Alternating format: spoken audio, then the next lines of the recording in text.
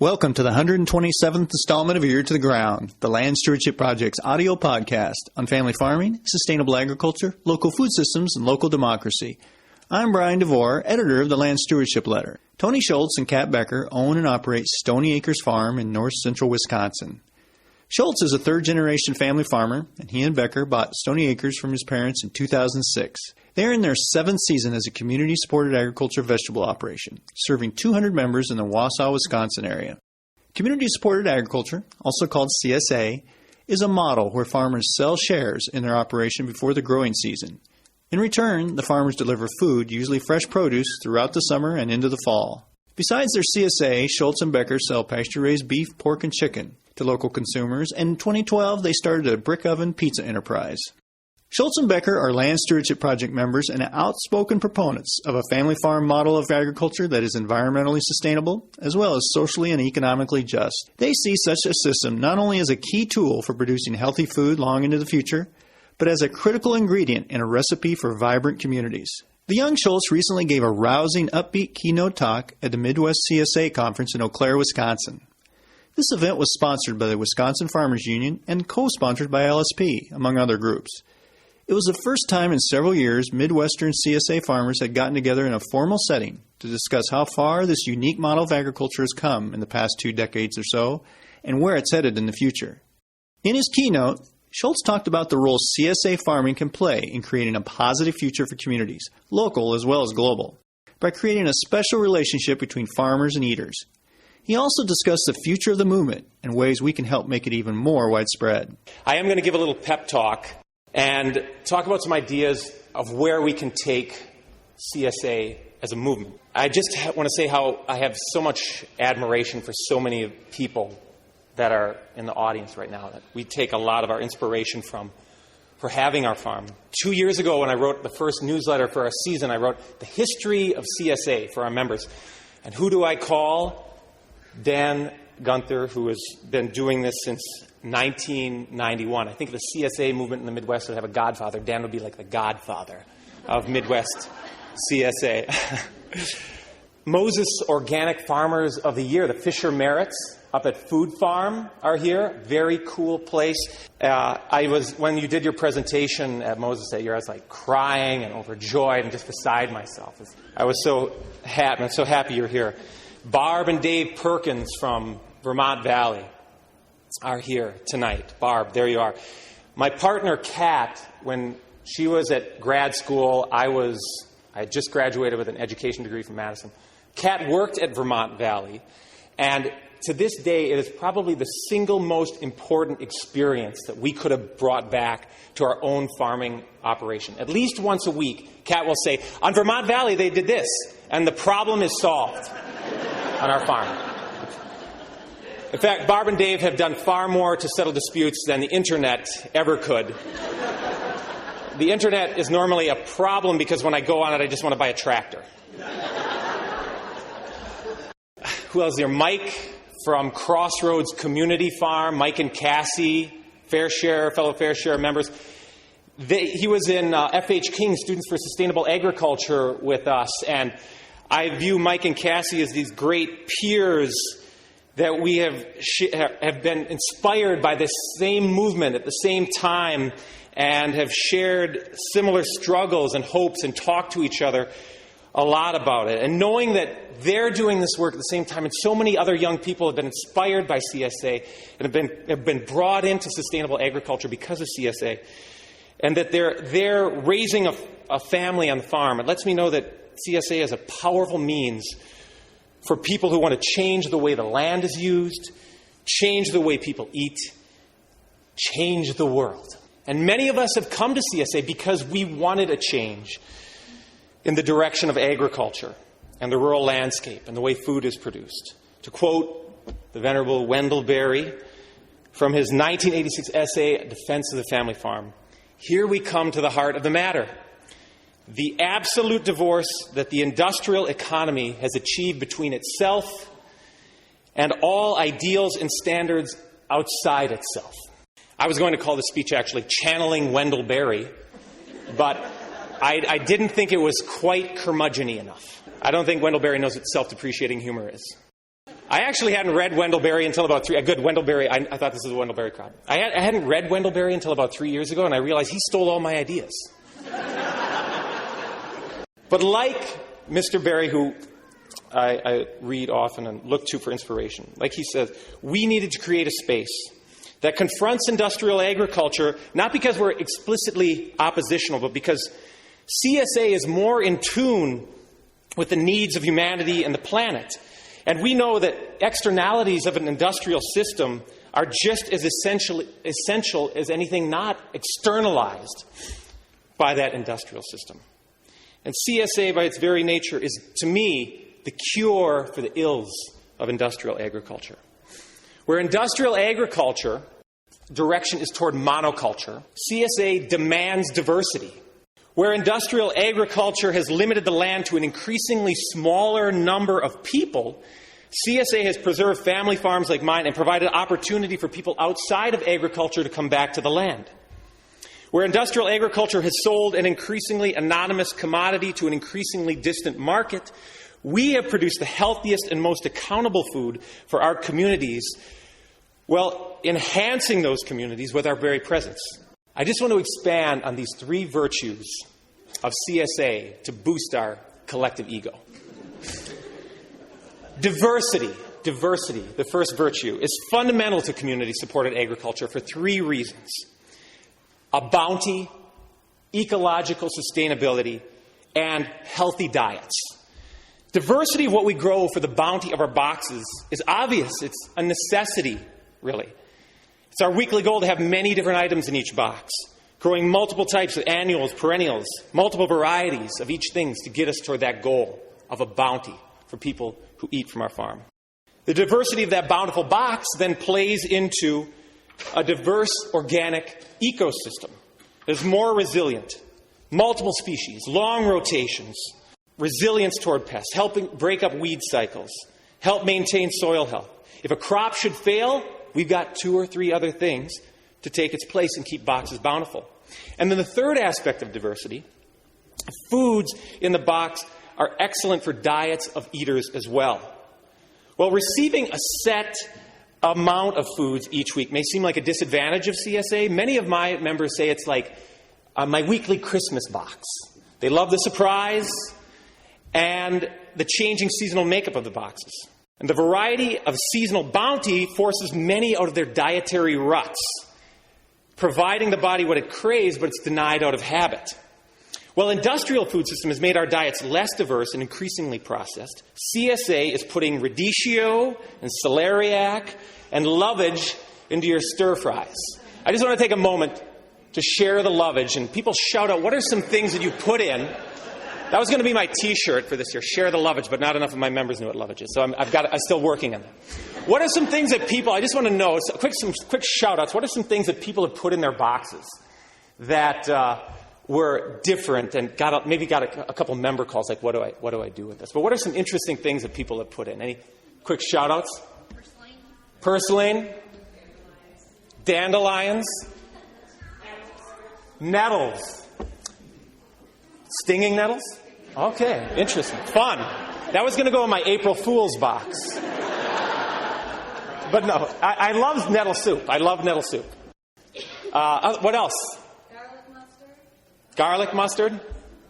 Okay, so Kat and I, in 2008, it was a cold spring. I don't know if you remember, especially in our neck of the woods. We're almost in zone 3 up there.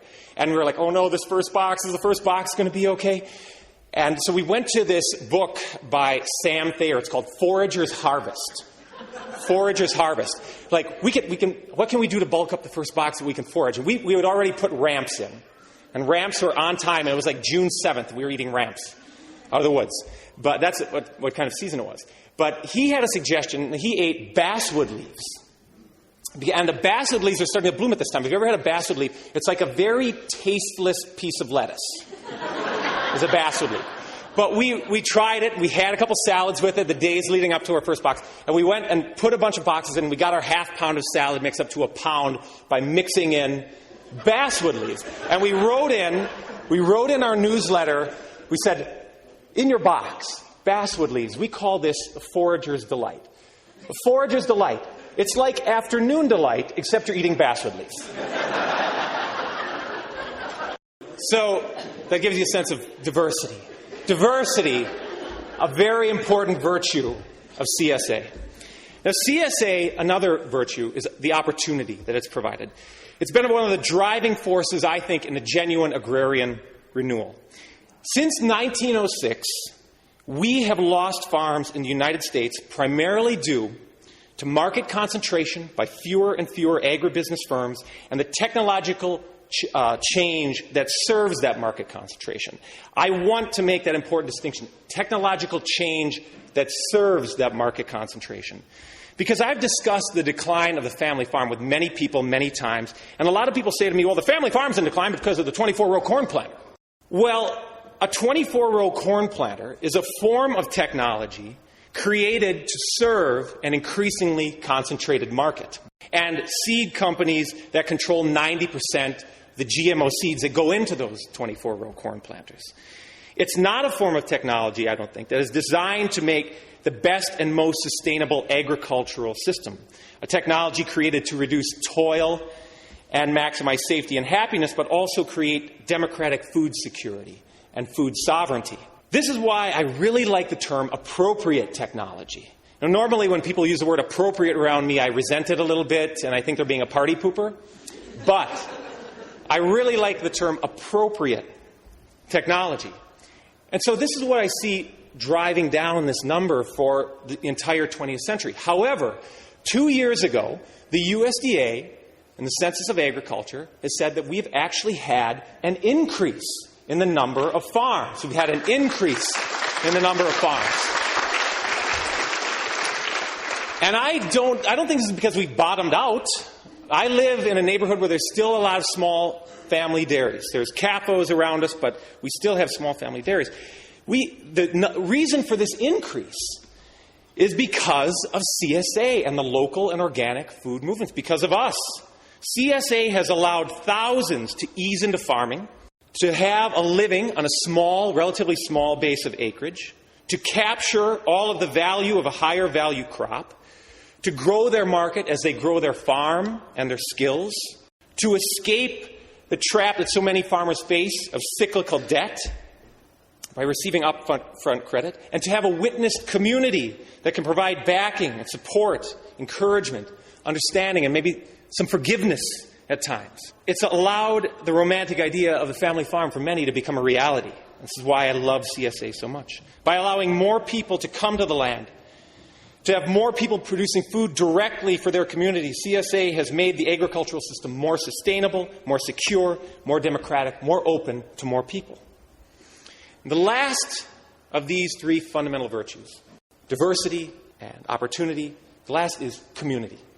Community-supported agriculture is a powerful name for a business model, but it was never meant merely to be simply a business model.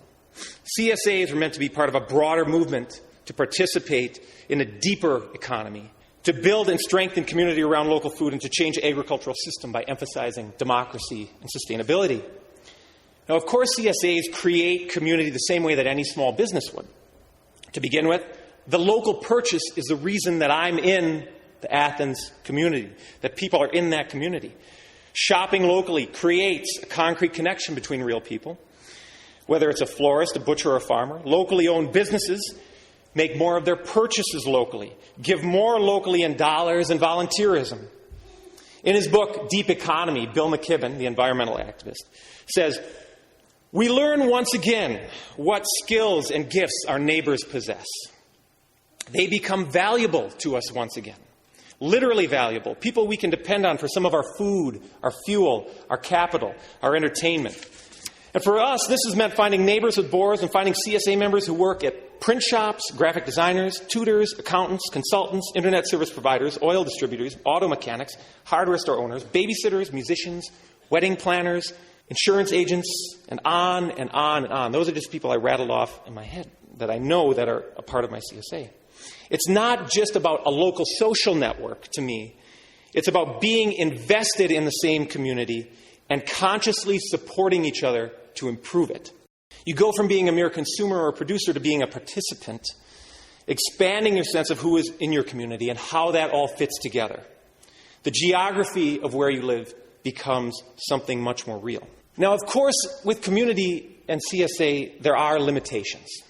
When I was in college, I read a series of articles on agriculture, and one was by a woman from Michigan State, Laura DeLinde. She wrote a piece on CSA called Considerably More Than Vegetables, Considerably Less Than Community. And she argued that the community in community-supported agriculture exists more as a metaphor than a fact. DeLinde said that because CSAs are most often small businesses first, quote, however dedicated the farmer may be to ecological practices and social responsibility, making a comfortable and dependable living is an equally critical concern. At times, there is a tension between meeting our own individual goals and best serving community, diversity, and our other broader goals. These hard managerial decisions can also lead to paradoxical behavior. She said, a farmer put his CSA up for sale and asked, can a community in any traditional sense ever be sold? Trade magazines are telling farmers how to price community. Well, despite these tensions, it seems that CSAs must have community at their core. If we look around our local area, CSAs that have done more to deliver more than nice boxes. We are not a weekly box service. We don't think of ourselves. Those who best create and sustain real relationships, foster community consciously and actively, enabling families and individuals to change their own food cultures toward a seasonal diet, are the CSAs that do best. Individually, we feel like as time goes on, our own CSA has in many ways transcended a mere market relationship. From year to year, we know more people and have a deeper connection with them. The key variables are time and a commitment to place. Families struggle financially. We help them because we know them. Half of our fair share effort, I think, is based upon getting food to people who wouldn't otherwise have it. On our CSA, we've had worker shares who will do a worker share to provide that share for other people in our community who could not afford it or who could not have time to do it. Local churches and local organizations schedule their own calendars around our barn dance. And all of these examples are something that are not unique to ourselves. If I use DeLinde's own definition that a community is a place, a set of activities, and effective or embedded relationships upon which a shared sense of purpose can emerge, then I feel like that is exactly what CSA does. And when it fails to do so, CSA as a business will also more likely fail. These are our great strengths: community, opportunity, and diversity. Community is an incredible strength, and mobilizing this community is a key to achieving our collective goals, both for CSA and beyond CSA. And we need to think more broadly about what the CSA movement can do for food culture in the U.S. and for our neighbors who are still struggling in an ongoing farm crisis.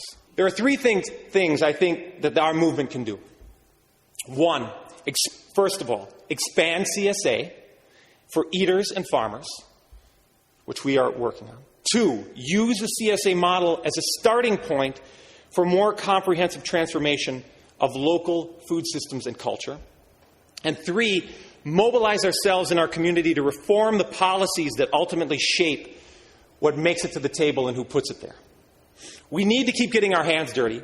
We need to help others get their hands dirty and grow good food, but not forget of the larger social structures that have a powerful influence over what we do. Now, our nearest term goal, bringing CSAs to every community that wants one and is able to support one. I think there's lots of room.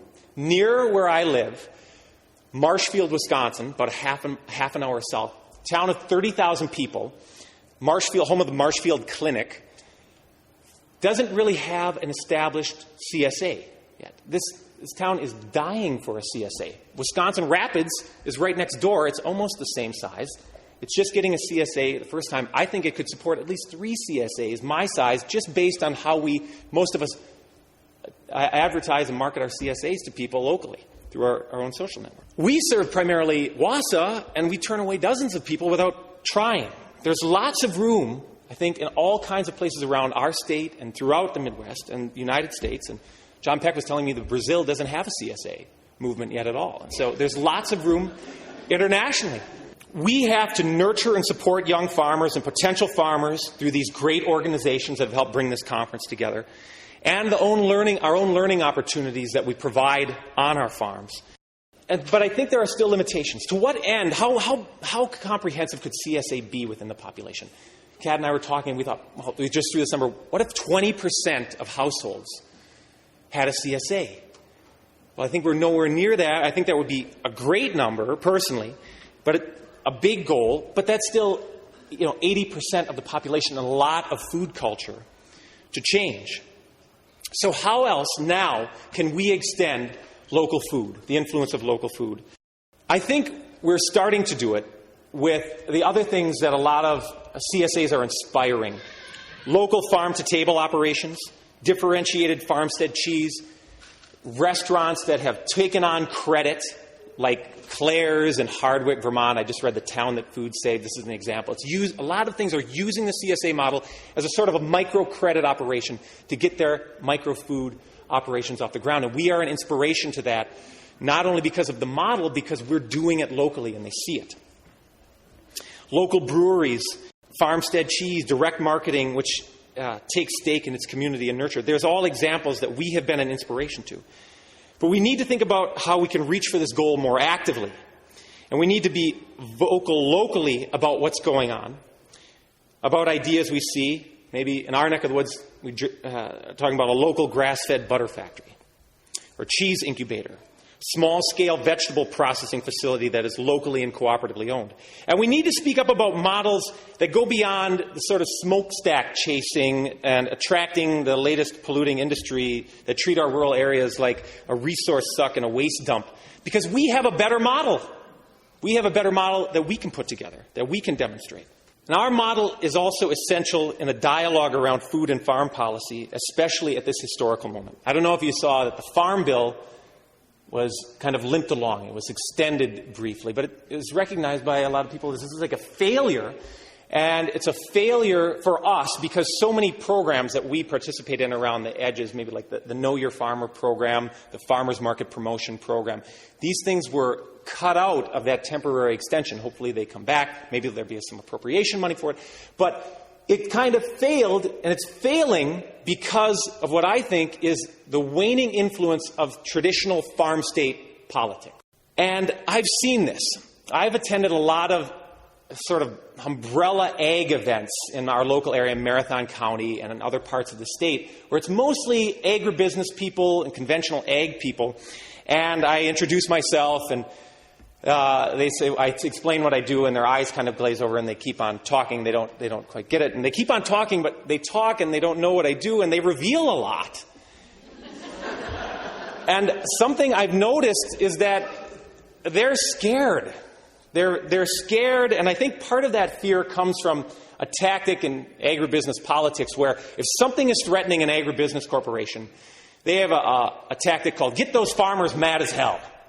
Well, they're going to ban a pesticide. Well, hey, farmers, you won't be able to grow corn anymore. They want to label GMOs. The price of food's going to go up. You better get these farmers mad as hell. And I think farmers eat a lot of that up because they see it. There's not a lot of other messages that they're getting in conventional ag. But I also think they're scared because their models are alienating and putting them at odds with more and more people as they become a smaller and smaller portion of the population. And I think two things when I hear them say, oh, it's those environmentalists, or oh, it's those animal rights activists are doing this. In one sense, I'm horrified because it's translated into horrible policy. But in another sense, I feel like this is an incredible source of our own power. And to me, those city people who have never seen a cow before, or those city people who don't know what shit smells like anymore, that's what people say at these farm meetings. These are our allies in the rising power of the food movement, which is where we should continue to embrace and articulate policy positions. This is a group where CSA and our types of farms can lead a new populism that fights for democratic policies beneficial for all eaters, with farmers as a key part of it. Here's a quick list of things that I daydream about, but they're right at our fingertips if we are effectively mobilized and continue to embrace this emerging coalition. First of all, little things. I'm going to get more ambitious as I go. Significantly enhancing money for granting programs, like in Wisconsin, we have something called Buy Fresh, Buy Wisconsin. That will help with small-scale local marketing startups that have been incredibly successful in terms of their return to the state. Here's one I thought that would be a great one. Tax credits for businesses with wellness departments that offer rebates for joining CSAs. So expanding on sort of the HMO model by incentivizing it through tax credits for any rebate program. Enhancing state money for organic and grazing research. Raw milk in Wisconsin. I can't drive to Minnesota to get my raw milk yet. But I think raw milk in the sense that it could provide for a renaissance of the local creamery as part of this local food microenterprise system. Enhancing incentives for rural wind and solar, especially things like the Community Wind Project I see in Lafarge, Wisconsin. Rural broadband, moratoriums on capital expansion. Medicare for family farmers and small businesses. I call it mom and pop Medicare, on the way to Medicare for all. And really placing programs that have been so beneficial to us, like the Know Your Farmer program, GLCI, the Conservation Stewardship program, at the center of farm policy, not at the periphery. These are policies that I daydream about, but are within our reach if we're the rural leadership for a large united front of allies. A large front, meaning people who eat, if we can mobilize with them. These specific goals materialize a much broader, though, collective goal, which is to enhance humanity's natural relationship with the earth and itself. And at our table, when we talked about what attracted us to CSA, it's about these relationships. That is our big goal, enhancing humanity's natural relationship with the earth and itself.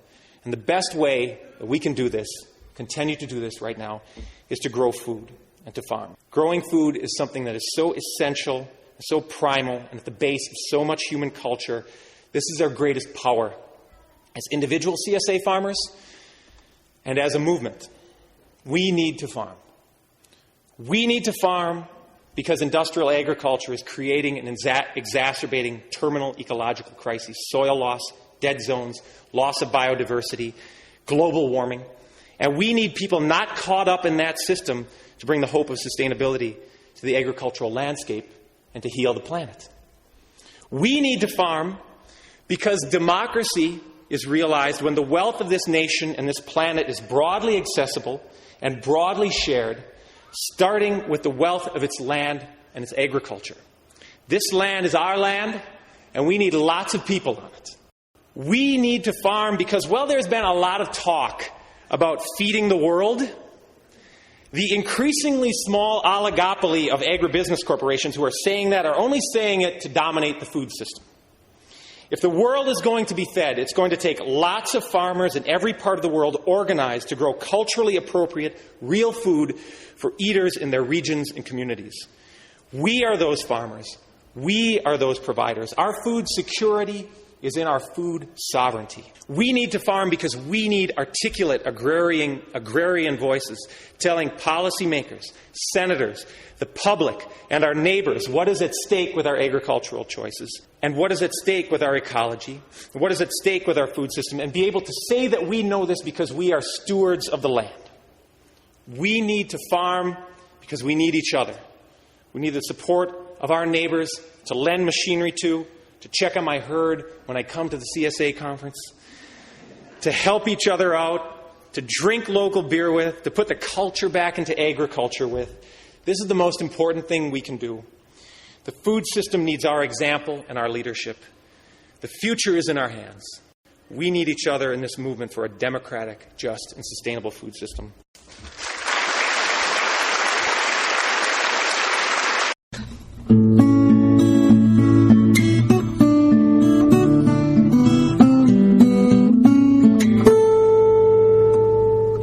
The Land Stewardship Project has a directory of CSA farms that serve Minnesota and western Wisconsin. You can check it out at www.landstewardshipproject.org. For more on Stony Acres Farm, see www.stonyacresfarm.net. If you have comments or suggestions about this podcast, contact Brian DeVore at bdevore@landstewardshipproject.org, or you can call 612-722-6377. Thanks to Laura Borgendale, Western Minnesota musician, for Ear to the Ground's theme music. And a special thank you to all of Land Stewardship Project's members who make initiatives such as this podcast possible. If you're not a member, visit landstewardshipproject.org to learn how you can support LSP. Thanks for listening.